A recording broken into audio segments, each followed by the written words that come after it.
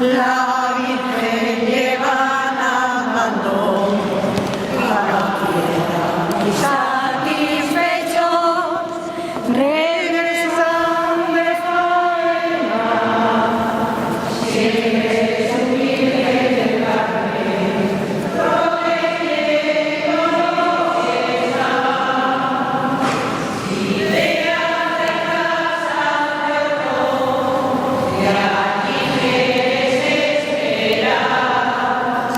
Llegarán los arranchales con esa plata que tiene el mar.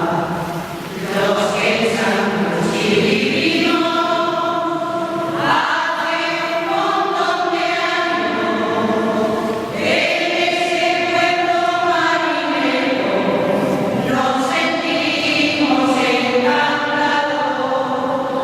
En ese pueblo marinero nos sentimos encantados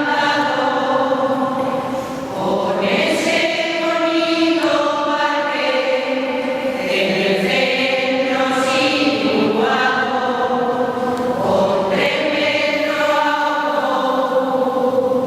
y el ferry para disfrutarlo. Te aconsejo que aquí vengas, porque vas a encontrar un paseo y paisaje, los que nunca olvidarás. Un